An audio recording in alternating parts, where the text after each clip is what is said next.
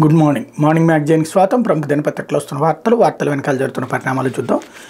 ఈనాడు చూస్తే వీళ్ళ కొత్త ఎస్పీలు అనే ఒక వార్త హైలైట్ చేసింది. సగానికి పైగా వైకాపా విధేయులే.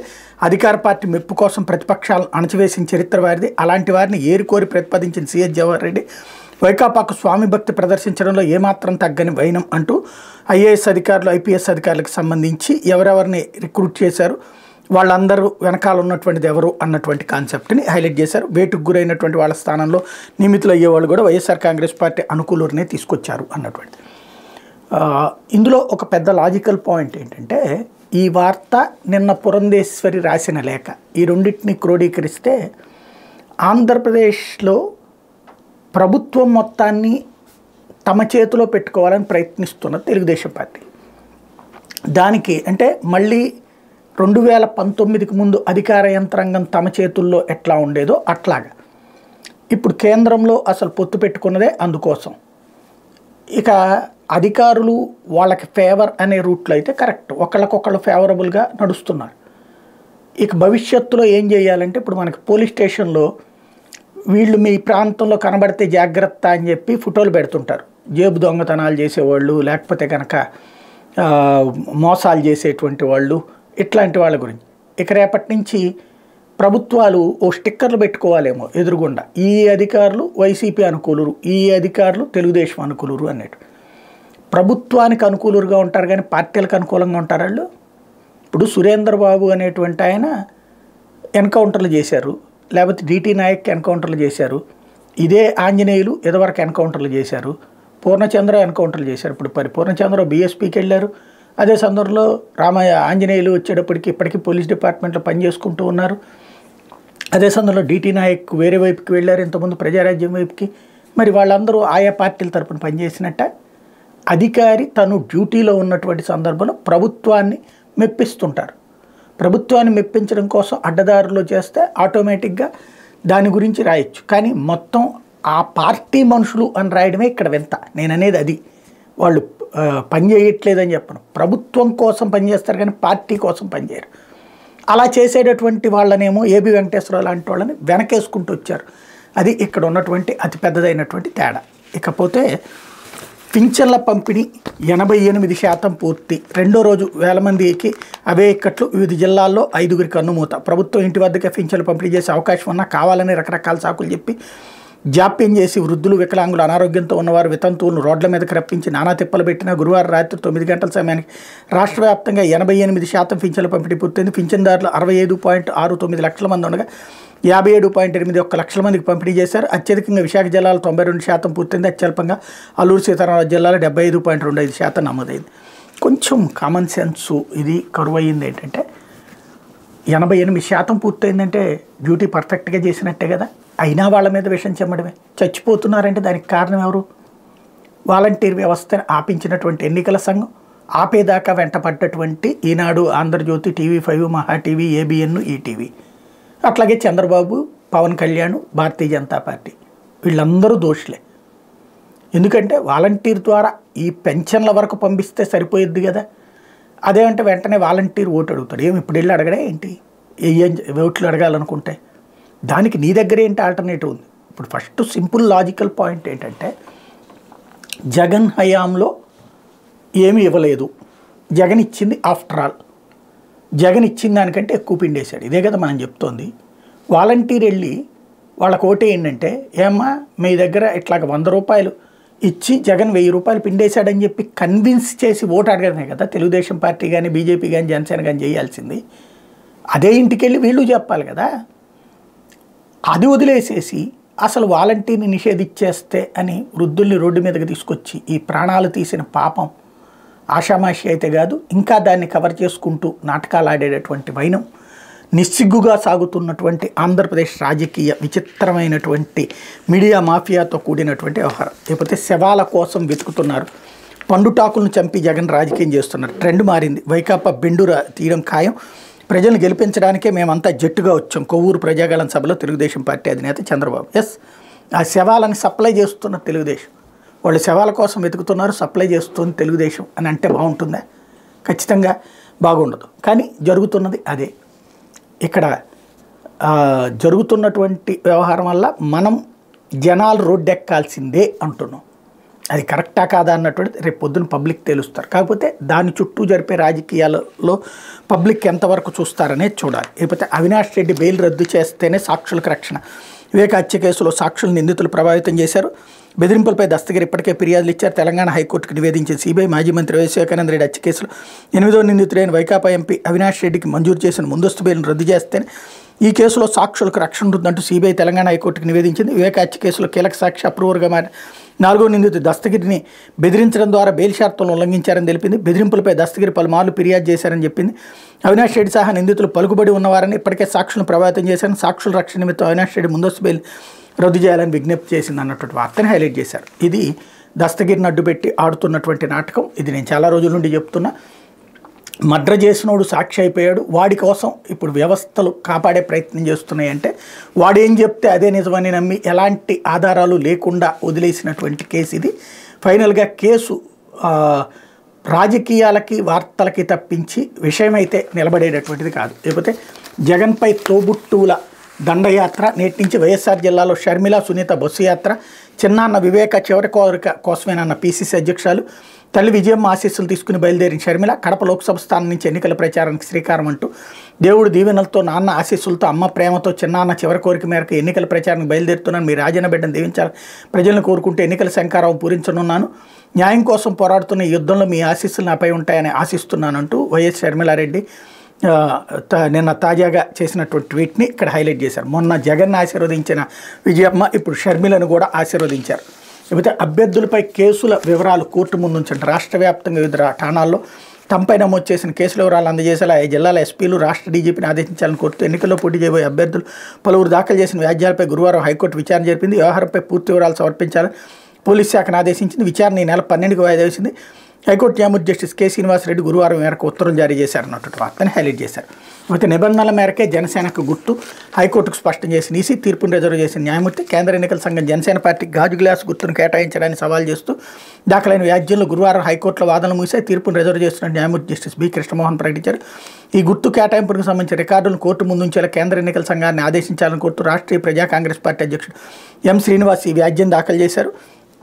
పిటిషనర్ తరపు న్యాయవాది ఎంపీ రాజారాం వాదనలు వినిపించారన్నటువంటి వార్తను హైలైట్ చేశారు. ఇక్కడే ఒక నేరేటివ్ థింకింగ్ ఎట్లా ఉంటుందంటే, ఇదే కనుక పవన్ కళ్యాణ్ చంద్రబాబుకి వ్యతిరేకంగా ఉండుంటే అవతల ఈ న్యాయవాది అంటే ఎవరైతే పిటిషన్ వేశారో అతని తరపున వాదనలు హైలైట్ చేస్తారు. ఇప్పుడు దస్తగిరి ఇష్యూలో ఎట్లాంటి వాదనలు పెట్టారు అదే తరహాలో ఉంటుందన్నమాట. ఒకవైపు నేరేషన్ మాత్రమే ఇవ్వడం అన్నటువంటి ప్రస్తుత పత్రికల ధర్మం కింద మారింది. అధర్మాన్ని ధర్మంగా చూపెడుతున్నటువంటి రోజు. లేకపోతే వాలంటీర్ల సేవలు ఆగవు. మళ్ళీ మన ప్రభుత్వంలో ఆ ఫైల్ పైన నా తొలి సంతకం. సీఎం జగన్ వాలంటీర్ వ్యవస్థతో చంద్రబాబు గుండెల్లో రైళ్లు, అందుకే నిమ్మగడ్డతో ఫిర్యాదు చేయించి అడ్డగింత. బాబు తీరుతో 2 రోజుల్లో 31 మంది వృద్ధులు మృత్యువాత. ఇలా చేసిన బాబును హంతకుడందామా? రాబోయే 5 ఏళ్లలో మన తలరాతను మార్చనున్న ఓటు. నాడు జన్మభూమి కమిటీల్లో లంచాలిస్తేనే పథకాలు. 14 ఏళ్లలో చెప్పుకోదగిన ఒక్క పథకమైనా చేసావా బాబు? ఈ 58 నెలల్లో ఇంటింటికి మంచి చేసాం. మీ బిడ్డ అబద్ధాలు చెప్పడం, మోసం చేయడు. లీడర్ అంటే కార్యకర్త కాలరెగరేసేలా ఉండాలి. జగన్ చేయలేని స్కీమును బాబు జేజమ్మ కూడా చేయలేదు.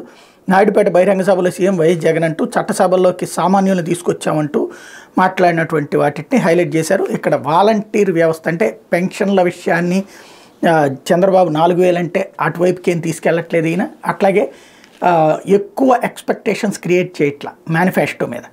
మేనిఫెస్టోలో ఎక్కువ ఊహించుకోవద్దని కూడా చెప్తున్నాడు. తద్వారా అతి ఉండదు అన్నటువంటిది. అంటే ఇక్కడ సూపర్ 6తో వస్తున్నటువంటి చంద్రబాబు ఇప్పుడున్న పథకాలే కొనసాగిస్తామంటున్నటువంటి జగన్ మధ్యన పోరు నడవబోతోందనడానికి సాక్ష్యం నిన్న ఆయన మాట్లాడిన మాట. వాలంటీర్ వ్యవస్థను పునరుద్ధరిస్తామన్నటువంటి.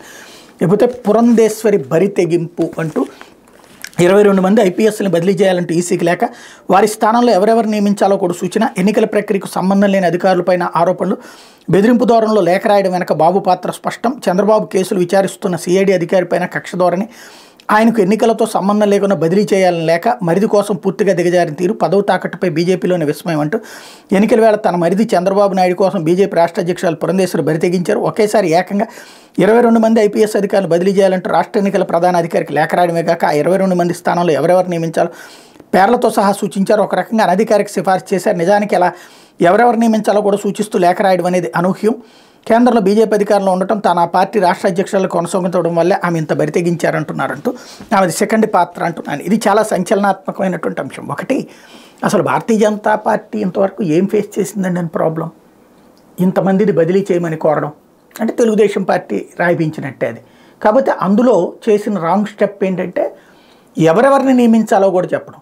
అప్పుడు వాళ్ళందరూ వీళ్ళ మనుషులని ముద్ర వేయడమేగా. అది సిఫార్సు చేయబోయి విడిగా పంపించాల్సిన లేక డైరెక్ట్గా పంపించేసినట్టుంది, రెండు కలిపేసి పంపించినట్టుంది. చిన్నమ్మ వ్యవహారం ఏంటో పబ్లిక్ అర్థమయ్యేలా చేసుకొచ్చారు. లేకపోతే ఇళ్ళు ఇవ్వాల్సిందే, నవరత్నాలు పేదలందరికీ ఇళ్ళు పథకం అమలు కావాల్సిందే, స్వార్థ నిగూఢ ప్రయోజనాల కోసం పథకాన్ని అడ్డుకోవడానికి వీల్లేదు, సంక్షేమ రాజ్యంలో పేదలకు గృహవసతి కల్పించాల్సిన రాజ్యాంగ బాధ్యత ప్రభుత్వంపై ఉంది, ఒకసారి పరిహారం చెల్లించి భూమి తీసుకున్న తర్వాత అది ప్రభుత్వానిదే, ఆ భూమిపై పరిహారం తీసుకున్న వారు యాజమాన్య హక్కులు కోరజాలరు, ఆ భూమిని ప్రభుత్వం ఏ ప్రజా ప్రయోజనం కోసమని వినియోగించవచ్చు. కర్నూలు జిల్లాలో ఎస్ఆర్బీసీ వద్ద 130 ఎకరాల భూమిని పేదల ఇళ్ల స్థలాలకు కేటాయించడం సరైంది, high court judge justice Boppudi Krishnamohan 89 పేజీల తీర్పు అన్నటువంటి వార్తని హైలైట్ చేశారు. లేకపోతే 88.03% పింఛన్ల పంపిణీ పూర్తి, 1.5 రోజుల్లోనే 57.83 లక్షల మందికి 1749 కోట్లు. నేడు కూడా సచివాలయాల వద్ద ఉదయం 7 నుంచి రాత్రి 7 గంటల వరకు పంపిణీ. చంద్రబాబు కుట్రలతో విలవెల పింఛన్లకు వెళ్లి ఎండదెబ్బ తాళలేక మృత్యువాత, గురువారం 19 మంది మృతి, 2 రోజుల్లో మొత్తం 39 మంది కన్నుమూత, టీడీపీ కుట్రల వల్ల తమకి దుర్గతి పట్టిందని బాధితులు ఆక్రందన అన్నటువంటి వార్తని హైలైట్ చేశారు. ఇక్కడే సచివాలయం దగ్గరన ఇప్పుడు ఉదయం 7 నుంచి సాయంత్రం 7 దాకా. అసలు పాయింట్ ఏంటంటే తెలుగుదేశం ఆశించింది ఒకటి, జరిగింది ఒకటి. ఇక్కడ పింఛన్లకు సంబంధించి వాళ్ళు వాలంటీర్ని ఆపేస్తే అన్నటువంటి అయితే ఇప్పుడు కూడా వాళ్ళు ఏం మాట్లాడుతున్నారు, ఈవెన్ ఇందాక ఈనాడు కూడా చూసాం కదా ఏమని రాస్తుంది అది, ఏదైతే ఎవరికైతే అనారోగ్యంతో ఉన్నోళ్ళని ఇళ్ళ దగ్గరే ఇవ్వమన్నారు కదా, ఇది అనారోగ్యం కాదు, వాళ్ళు వృద్ధులు మామూలుగానే ఉన్నారు, వచ్చారు, వస్తుంటే ఎండ తట్టుకోలేక చచ్చిపోయారు. కాబట్టి ఇది ఒక ఆస్పెక్ట్. రెండోది, తెలుగుదేశం ఒక నేరేటివ్ క్రియేట్ చేసే ప్రయత్నం చేసింది. ఎప్పుడైతే వాలంటీర్ల విషయంలో ఎదురు దెబ్బ తగిలిందో దాన్ని పక్కకు తప్పించే ప్రయత్నం చేసింది. ఎట్లాగా డబ్బులు లేవు అసలు జగన్ దగ్గర, అన్నీ వాళ్ళ కాంట్రాక్టర్కి ఇచ్చేసుకున్నాడు, అందుకని చెప్పి డబ్బులు లేకపోవడం వల్ల ఈ పరిస్థితి తలెత్తింది పెన్షన్లదని. కానీ ఇప్పుడు సీన్ కట్ చేస్తే ఏం తేలింది, మరి డబ్బులు ఇచ్చేశారు కదా, కాబట్టి అది అబద్ధమని తేలింది కదా. 88% మందికి ఇచ్చేశారని డబ్బులు ఎవరి కోసం ఆగారు అక్కడ. ఎంత రకాల దుష్ప్రచారం చేయాలన్నా వర్కౌట్ కాలేదు. లేకపోతే చంద్రబాబే ప్రధాన నిందితుడు, రెండో నిందితుడు అచ్చెన్నాయుడు, పక్కా పథకం ప్రకారమే స్కిల్ కుంభకోణం, న్యాయస్థానంలో ఛార్జ్షీట్ దాఖలు చేసిన సిఐడి, సిమెంట్స్ కంపెనీకి తెలియకుండానే ఆ సంస్థ పేరుతో ఒప్పందం చేశారు, 330 కోట్ల విలువైన ప్రాజెక్టుని 3300 కోట్లకు పెంచారు, సిమెంట్స్ కంపెనీ వాటా 90% నిధుల్లో ₹1 వెచ్చించలేదు, ప్రభుత్వ వాటా కింద జీఎస్టీతో సహా 370 కోట్లు చెల్లించేశారు. ఇలా చెల్లించడం నిబంధనలకు విరుద్ధం, అందులో 241 కోట్లను షెల్ కంపెనీల ద్వారా చంద్రబాబు కొల్లగొట్టారు అన్నటువంటి వార్త. ఏదైతే నేను మొట్టమొదటి నుండి చెప్తున్నానో అదే ఇప్పుడు క్లియర్ అయింది. సిమెంట్స్ అనే కంపెనీకి సంబంధం లేదు, ఆ కంపెనీ రాసి ఇచ్చేసింది, నాకు సంబంధం లేదు. కానీ సిమెంట్స్తో ఒప్పందం, సిమెంట్స్ స్కిల్ డెవలప్మెంట్ అని ఇప్పటికి కూడా మాట్లాడుతూ ఉంటారు, రాస్తూ ఉంటారు. అసలు విషయం ఇప్పుడు ఛార్జ్షీట్లో అదే మెన్షన్ అయింది. లేకపోతే నా సంగతి మీకు తెలియదు, తనిఖీలు ఆపి వెంటనే వెళ్ళండి, టైల్ షాప్లో తనిఖీ చేస్తున్న డిఆర్ఏ అధికారిపై బీజేపీ నేత సీఎం రమేష్ దౌర్జన్యం, వెళ్ళకపోతే తాను అక్కడి నుంచి కదిలేదు లేదని హోంకరింపు, షాప్ యజమాని ఇచ్చిన సమాచారంతో అనుచరులతో వచ్చి హల్చల్, ఫైళ్లు లాక్కుని తనిఖీ అధికారిపై గూండా ఏజెన్సీ చలాయించిన వైనం, విధి నిర్వహణకు అడ్డు రావద్దని అధికారులు చెప్పిన ఆక్కొండ దందా, పోలీసులకు ఫిర్యాదు చేసిన డిఆర్ఐ అధికారులు, ప్రశాంతమైన అనకాపల్లి జిల్లాలో రౌడీజంపై భయభ్రాంతులైన స్థానికులు, ఎన్నికల సమయంలోనే ఇలా చేస్తే ఇక గెలిపిస్తే బతకనిస్తారంటూ వ్యాఖ్యలు. విచిత్రం ఏంటంటే సీఎం రమేష్ అందులో సక్సెస్ అవుతూనే ఉన్నాడు. ఇంతకుముందు క్రిందటిసారి ఏమో తెలుగుదేశంలో ఉండి అక్కడికి వచ్చినటువంటి అధికారుల్ని బీజేపీ వాళ్ళు మీరంతా అని చెప్పేసి రండిరా చూసుకుంటానన్నాడు. ఆ తర్వాత ఆయన బీజేపీలోకి వెళ్ళాడు. ఇప్పుడు బీజేపీలో ఉండి మళ్ళీ ఇప్పుడు అధికారుల మీద దాడి చేస్తున్నాడు ఆయన. అది విశేషం. మరి అట్లాంటి వాళ్ళకి భారతీయ జనతా పార్టీ అవకాశం ఇవ్వడం, మరి బీజేపీ స్పెషల్ ఏమో ఇప్పుడు రూటు మారిందేమో తెలియదు. ఇకపోతే టైమ్స్ నౌ సర్వేని ఒకటి హైలైట్ చేశారు. ఫ్యాన్ ప్రభంజనమే 21 నుంచి 22 ఎంపీ సీట్ల కైవసం చేసుకోవడం ఖాయం. టైమ్స్ నౌ ఈటీజీ సర్వేలో వెల్లడి. ఇండియా టీవీ నిన్న 10 వస్తాయని ఇచ్చింది, అది రాయలేదు వీళ్ళు కావాలని. టైమ్స్ నౌ ఎక్కువ వస్తాయని ఇచ్చింది కాబట్టి అది హైలైట్ చేశారనమాట. సంక్షేమ అభివృద్ధి పథకాలు సుపరిపాలనతో విప్లవాత్మక మార్పులు తెచ్చిన ముఖ్యమంత్రి వైఎస్ జగన్మోహన్ ప్రభుత్వానికి రోజు రోజుకి మద్దతు పెరుగుతోంది. రాష్ట్రంలో ఇప్పటికిప్పుడు ఎన్నికలు జరిగితే వైఎస్ఆర్సీపీ మరోసారి ప్రపంచం సృష్టించడం ఖాయమని ప్రముఖ జాతీయ media English news channel times now ETG తాజాగా నిర్వహించిన సర్వేలో వెల్లడైంది. దేశంలో అన్ని రాష్ట్రాలతో పాటు ఏపీలోను ప్రజల అభిప్రాయాన్ని టైమ్స్ నౌ సంస్థ 4 రోజుల పాటు విస్తృతంగా సర్వే చేసింది. ఈ సర్వే ఫలితాలు గురువారం రాత్రి టైమ్స్ నౌ ఛానల్ ప్రసారం చేసి చర్చ నిర్వహించింది. అత్యంత శాస్త్రీయంగా నిర్వహించిన ఈ సర్వేలో రాష్ట్రంలో 21 నుంచి 22 లోక్సభ స్థానాలు వైఎస్ఆర్సీపీ దక్కించుకుంటుందని వెల్లడైంది. టీడీపీ బీజేపీ జనసేన కూటమి కట్టి జట్టుగా వచ్చినప్పటికీ ఘోర పరాభవం తప్పదని సర్వేలో తేలింది.